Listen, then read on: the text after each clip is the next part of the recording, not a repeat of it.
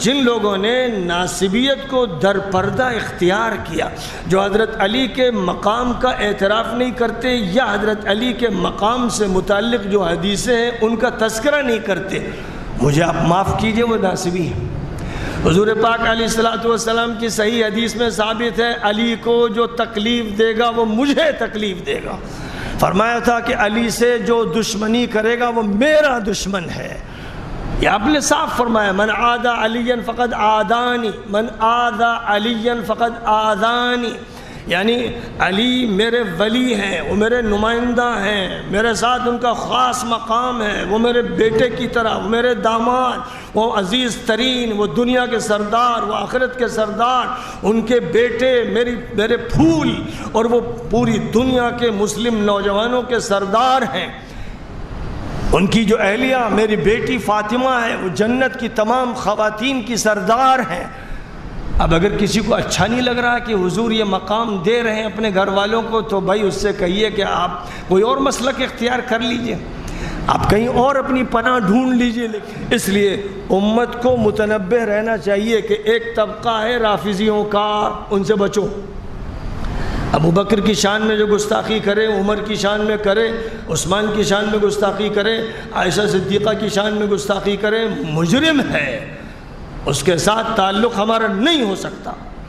لیکن اسی طرح جو علی کی شان میں گستاخی کرے یا علی کے باغیوں کو ترجیح دے یا ان کا وکیل صفائی بنے، بغاوت والوں کا ساتھ دے، اور حضرت علی کے ساتھ 800 جو صحابہ تھے ان کا تذکرہ نہ کرے، اور حضرت علی کو جو مقام حضور نے دیا کہ من کنت مولا فعلی مولا، اور پھر جو بات فرمائی پوری امت کو مخاطب کر کے، اور یہ حدیث متواتر ہے، متواتر قطعی، جس کا انکار کرنے والا مجرم، کہ میں دو چیزیں بڑی تم میں چھوڑ کے جا رہا ہوں، ایک اللہ کی کتاب اور ایک میرے اہل بیت۔ اور حضور پاک علیہ السلام سے حضرت ام سلمہ روایت کرتی ہیں کہ ایک دن میرے گھر میں آپ نے علی کو بلایا، فاطمہ کو بلایا، حسن کو بلایا، حسین کو بلایا، ایک چادر میں سب کو لیا اور فرمایا کہ یہ میرے اہل بیت ہے۔ تو ام سلمہ نے کہا کہ کیا میں آپ کے اہل بیت میں نہیں ہوں؟ تو فرمایا کہ تمہارا اپنا مقام ہے، لیکن یہ میرے خصوصی اہل بیت ہے۔ اور اسی طرح جب عیسائیوں کا نجران سے وفد آیا اور آپ نے ان سے کہا کہ اگر تمہیں بات سمجھ میں نہیں آتی تو آؤ مباہلہ کر لو، یعنی میدان میں تم اپنے لوگوں کو لے کے آؤ، میں اپنے گھر والوں کو لے کے آتا ہوں، اور اللہ میاں سے درخواست کریں کہ جو حق پر ہو اس کی نصرت فرما، جو باطل پر ہو اس کو عذاب دے دے۔ تو حضور پاک علیہ السلام بالاتفاق صرف علی کو، فاطمہ کو، حسن کو اور حسین کو لے کے آئے، اور ان کو لا کر آپ نے فرمایا کہ یہ ہے میرے اہل بیت اور میں تم سے مباہلے کے لیے تیار ہوں۔ تو پھر عیسائیوں پر اتنا اثر پڑا کہ انہوں نے کہا کہ نہیں، ہم آپ سے مباہلہ نہیں کر سکتے، اور انہوں نے آپس میں یہ کہا کہ اگر ہم ان سے مباہلہ کریں گے تو ہم تباہ ہو جائیں گے۔ یہ ساری صحیح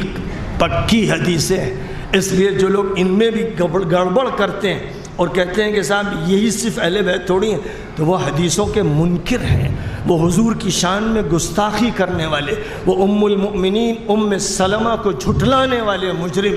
اور وہ ان تمام راویان حدیث کو، صحابہ کو،